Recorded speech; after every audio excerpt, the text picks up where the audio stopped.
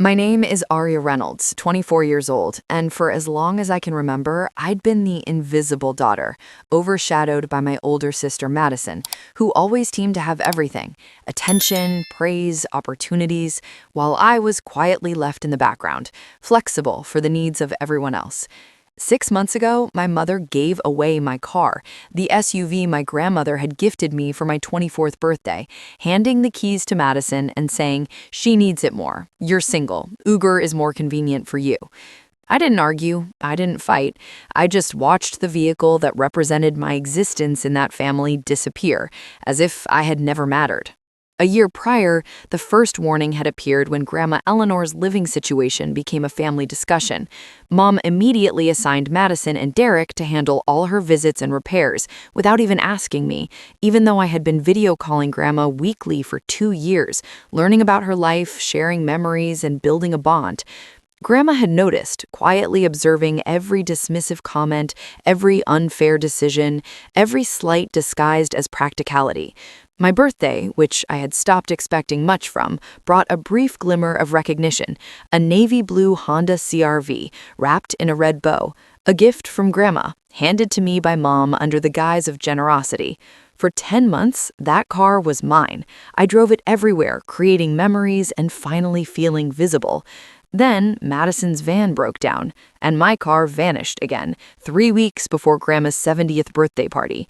Mom claimed it was just borrowing for a week, then grew colder, insisting Madison needed it more because she had a child and I was flexible. Texts and calls were ignored or deflected. I realized that if I stayed silent, this pattern would continue indefinitely. On the day of Grandma's party, I arrived alone in an Uber, only to see my SUV parked nearby, equipped with a baby seat and a sticker I'd never put there. The moment Grandma asked about the car, Mom announced in front of 40 family members that I had given it to Madison, framing my loss as generosity and portraying me as the understanding, selfless daughter, when in truth I had been robbed. The room went silent, but Grandma's eyes never left mine. Calmly, she asked me what had happened. I explained, my voice shaking, that I had not agreed to give my car to Madison and that Mom had lied. Grandma's gaze hardened, the silence deafening as everyone watched. Then she produced a manila envelope, which contained official documents proving the car had been purchased for me from the family trust, with conditions that it remain my property exclusively, signed by Mom as a witness to her own agreement to honor it. The papers revealed that my mother had knowingly broken her promise, stolen my car, and publicly humiliated me. The room was stunned. Whispers erupted. Madison's face crumpled. Derek's support faltered, and Mom's composure collapsed.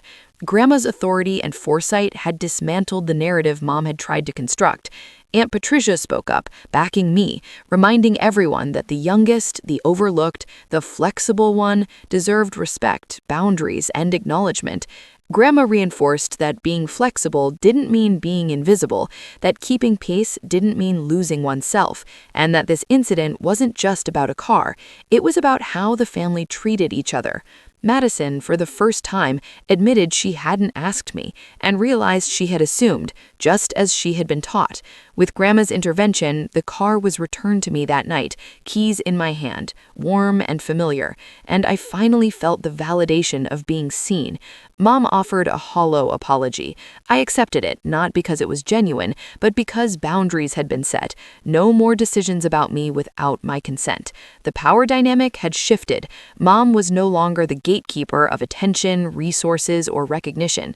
Over time, Madison and I began rebuilding our relationship, learning to communicate honestly, and I reclaimed my place in my own life, with Grandma Eleanor as my unwavering supporter, mentor, and witness. She reminded me that she had been invisible too, the flexible one, and that it was never too late to stand up for yourself. Driving my SUV with its small compass charm back to her house every Sunday, I realized I had been given more than a car.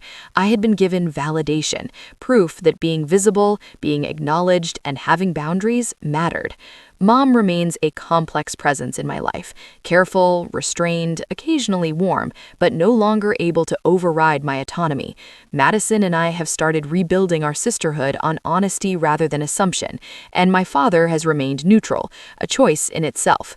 Grandma taught me that I deserve to occupy space in my life, that speaking up is a right, not a confrontation. I've learned that being flexible isn't synonymous with being expendable, that keeping peace doesn't require sacrificing self-respect, and that the moments you wait for someone to see you may arrive when you least expect it, guided by those who have watched, understood, and quietly waited.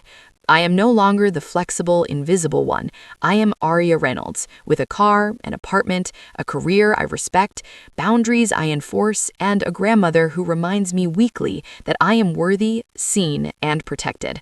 If you've ever been overlooked, undervalued, or assumed upon in your own family, know that you have the right to speak up, to set boundaries, and to reclaim your space. There are allies, sometimes quiet, sometimes waiting, and sometimes, like Grandma Eleanor, they will make sure your voice is heard when it matters most.